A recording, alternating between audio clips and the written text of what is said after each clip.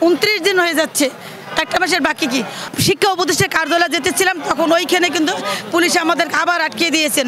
দেওয়ার পর ওখান থেকে আমাদের প্রতিনিধি যারা তাদেরকে ডেকে নিয়েছেন, ডেকে নিয়ে তার শুধুই আশ্বাস দেয়, দেবো শুধু আশ্বাস দেয়, 2 দিন সময় দেন, 3 দিন সময় দেন, হয়ে যাবে আশ্বাস। আমরা এখন আর আশ্বাসে বিশ্বাসী না, তাদের লিখিত প্রজ্ঞাপন ছাড়া আমরা কখন বাড়ি আর ফিরবো না।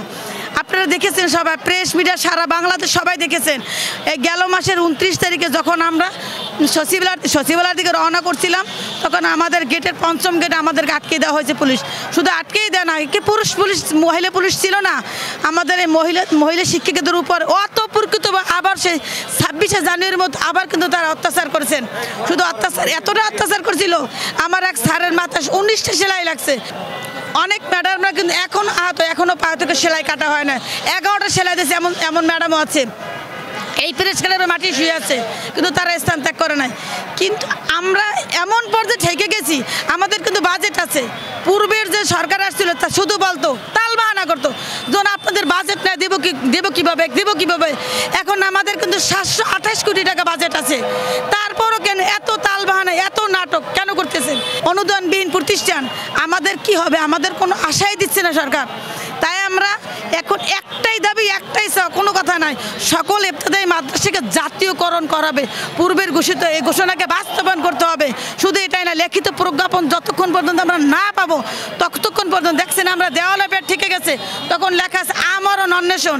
এখান থেকে হাজার হাজার শিক্ষকেরা আমরণ অন্বেষণ শুয়ে আছে, কিন্তু আমরা 29 দিন এমনিতেই অসুস্থ হয়ে গেছি। এখন তো আমার না খাওয়া, নির্জলা উপবাস, কোনো কথা নাই।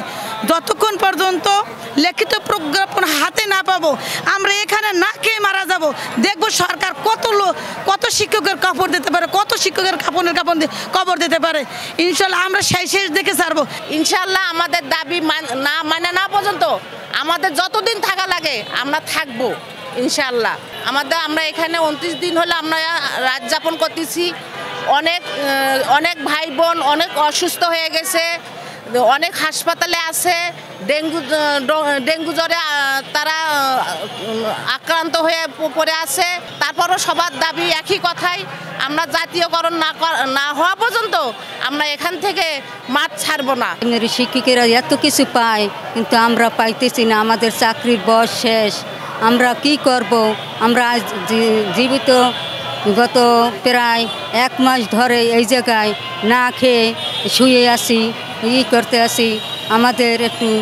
আমাদের দিকে একটু একবার করে একটু তাকান। বয়সে থাকার কারণ আমরা কিছু পাই না, আমরা কিছু করি না। আজ 25 বছর পর্যন্ত আমরা স্বতন্ত্র ইবতেদায়ী মাদ্রাসার শিক্ষিকা করে আসছি, কিন্তু আজও এখন পর্যন্ত কোনো কিছুই করা হলো না। আর প্রাইমারি শিক্ষকেরা অনেক কিছু পায়, অনেক টাকা পয়সা অনেক কিছু পায়, কিন্তু স্বতন্ত্র ইবতেদায়ী মাদ্রাসার জন্য কিছুই করা হয় না। কেন? এদের নিয়ে এত সমস্যা কেন সরকারের?